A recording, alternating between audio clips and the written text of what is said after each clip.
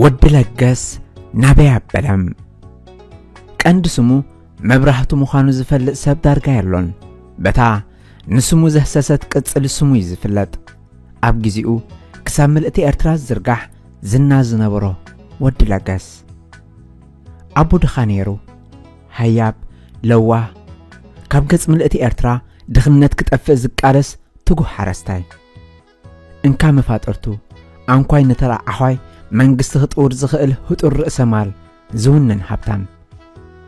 ክሳብ ገርሰስ ዝርጋሕ ሰፊሕ ሕርሻ ማውጻዱ ዘይብሎም ሸቃሮ ሓሽከት ትራክተራት ዝውነን ታጀርም ሓደ እዋን ገዝኡ መልዓ ወድና መሕለፊ ገንዘብ ተዋሒድና ገለ ግበረና ግራትና ብፀሃይ ተበሊዑ ኤድና ሓዊስናይ ከኣልናዮን ካብ ሰራሕተኛኻ ሃበና ትራክተር ካለቃሕና ብዝብሉ ካብ ሙሉእ ጋሽ ባርካ ዝመጹ ሓገዙ ዝደልዩ ስድራ ቤታት መርገጽ ይነበሮን ይበሃል ዋላ እኳ ኣብ ገለገለ ንሱ ዘይገበሩ ዕላላት ተመስርሑ ይጋዋሕ እንተነበረ ኢዱ ቆሪጹ ዝህብ ለጋስ ካብ ምዃኑ ዝዓግቶ ግን የለን ወዲ ነጋስ እንታይ ኣለዎ መስለካ ተስፋ ሙሉእ ዘይጉድል ኣለዎ ቦንስ ከማን ህበካይ እንተዳ ትምህርቲ ጽቡቕ ወይቲኻ ቦንስ ኣላትካ 1,000 ድዩ 2,000 ድዩ 3,000 ድዩ ይህበካይ ቦት ሓቂስካ ካስኻ ዝያዳ ትሰርሕ ይወዳድረኩም ማለት እዩ ወዳድረና እዩ ኣብዛ ኣፍራይ ጸንተላ ወሃብ ዘይከብረላ ዓድና ኤርትራ ግን ወዲ ለገስ ከመቢሉ ኣስተርሑ ክነብር ይኽእል ካብ መንበሊ ጽዩሞ ጽዒሩ ሃብቶ ኸገልብት ናጻኻ ሕደግ ኣብ ዓድና ህዝቢ ዘኽብርዎ ልዕሊ ሰበ ስልጣናት ኤርትራ ዝና ዘለዎ ብሰናይ ተግባሩ ዝፍለጥ ውልቀ ሰብ ሓርነት ክወሃቦ መዓስ ይድለ እንበዓል ጠዊል ህዝቢ ኣኪቦም መንእስያት ዝርሽኑ ከዳዓት ብሰላም እናነበሩ እንበዓል ጆንሲና ሙሉእ ተሰነይ ብፍርሒ ሸቆጥቆጥ ዘብሉ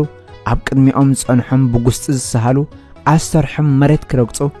ከም በዓል ወዲ ለገስ ንቆጽ መሬት ፍሒሮም ኩናት ለኣካል ዝሓፍሱ ናይ ስራሕ ዕድል ፈጢሮም ኤርትራ ብኤርትራኣ ቁጠባዊ ሓርነት ዝእውጁ ቁንዓት ሓረስቶት ግን ትሕቲ መሬት ክሰፍሩ ተፈሪዶም ድኾነ ሰብ ከዓ ከይደኸመ ክዕወት ኣይክእልኒ ከይጸገሞ ክሓልፈሉ ይክእል ሕስድና መንግስቲ ኤርትራ ኣብ ልዕሊ ወዲ ለገስ ኣብ በዓል ፋንኮ ዝነበር ሕርሽኡ ብምህጋርዮም ጀሚሮም ትራክተራቱ በብኦሮብ እትዋት መንግስቲ ኾና ጀሚረን ዝዓበየ መሬት መንግስቲ ተባሂሉ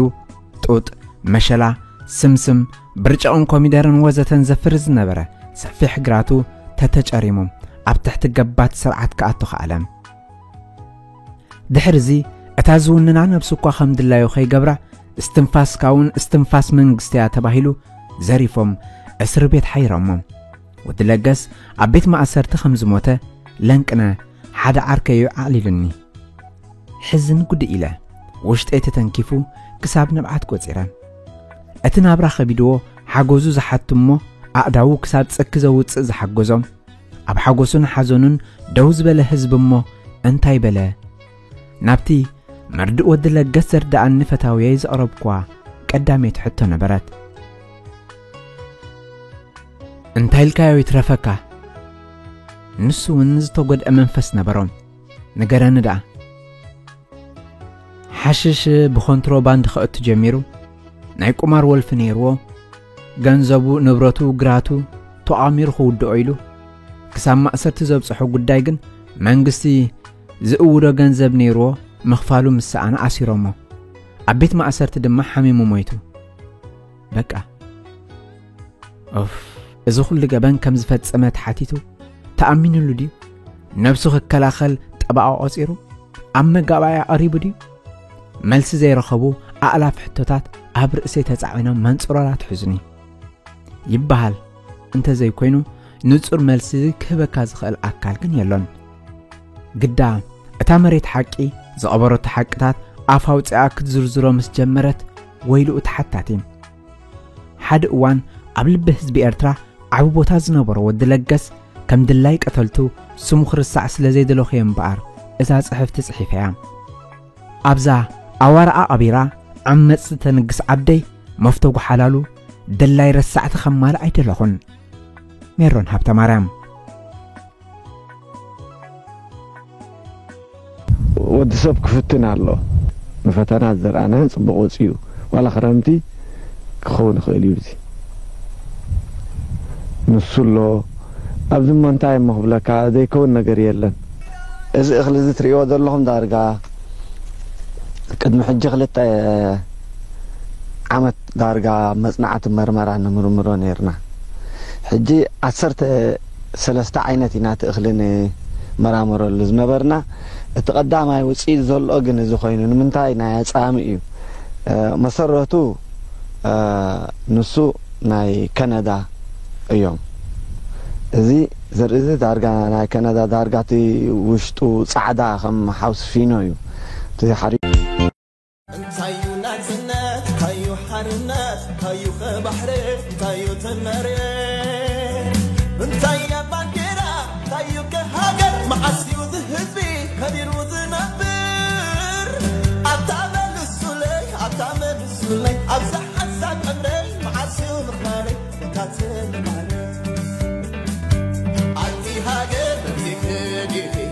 عدي هاجر مكادمي أبي يالو سبعونتكي أبي يالو تفتحي كندي حلمي كندي عقلي كندي تصفى كندي رأي وكويكي عباخيكي نزام البار عبقويكي عدي هاجر بديم كنميكي عدي هاجر بديم كيالغي عدي هاجر عمد صاتيكي عدي هاجر كفو يركي عقل نزيل وتصحزبي بنانيكي كابل البي يغرى ملتان لختني سقال وف جنبلي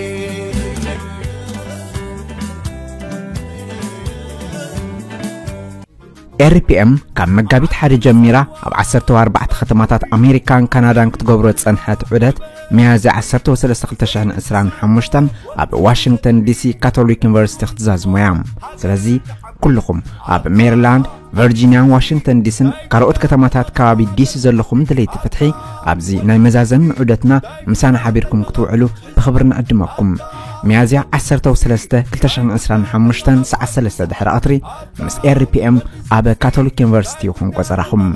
بدحان مصم